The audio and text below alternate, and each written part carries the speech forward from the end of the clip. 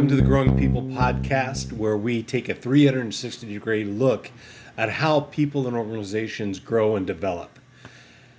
I'm coming to you from the road, and when I'm driving, I like to listen to podcasts, and just sometimes it's just for entertainment, but every once in a while something strikes me and I've got to pull over and take a couple of notes.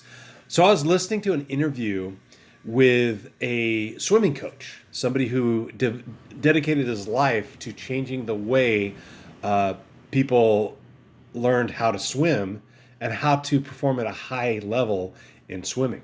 And what he said reminded me of my days as an athletics coach. I spent some time coaching football and wrestling.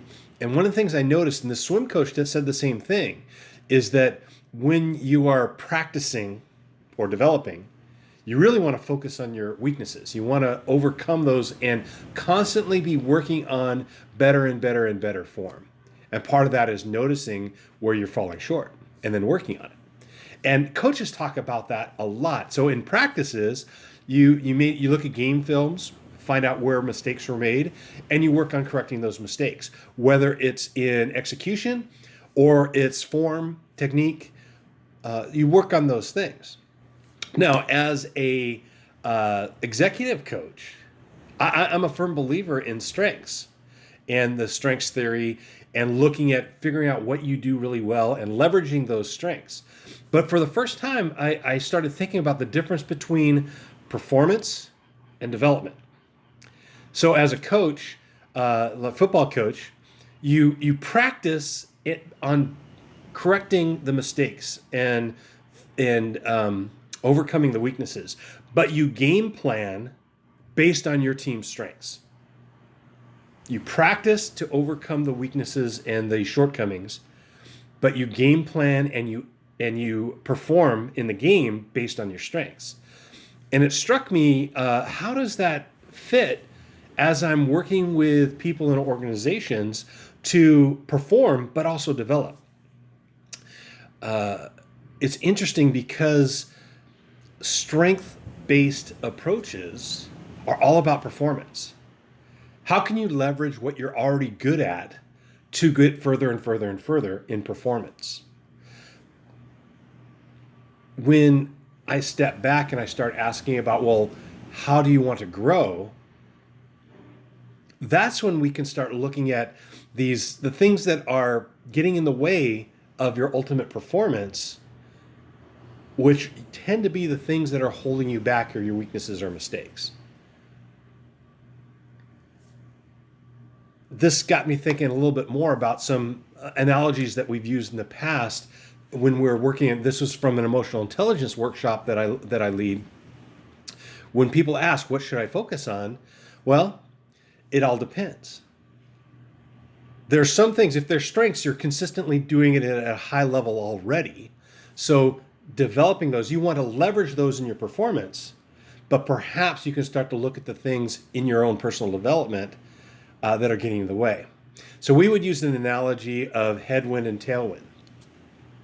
And you take a look at, you got to address both. If you're traveling across country, you want to consider the obstacles or headwinds that are going to be holding you back.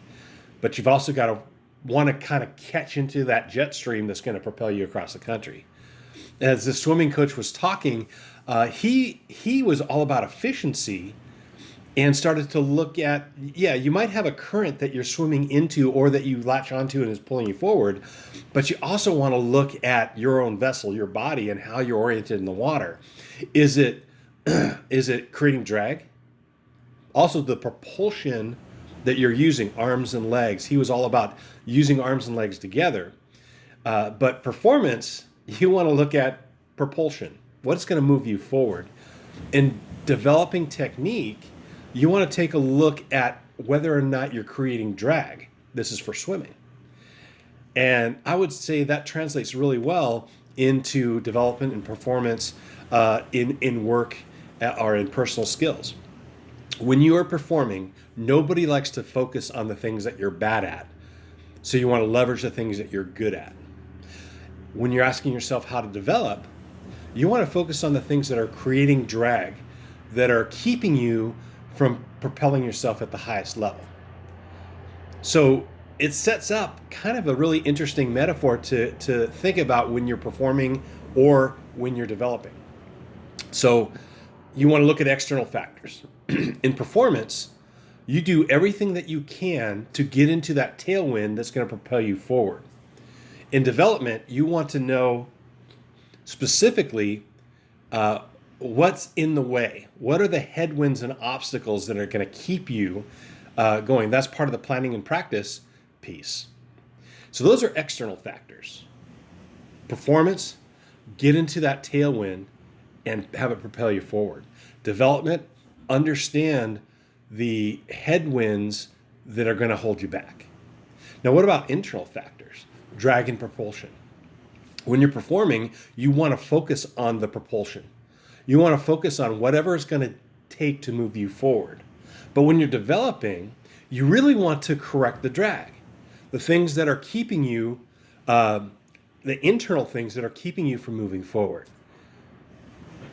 So as I was listening to this swim coach talk about how is it that you get people to perform at a high level.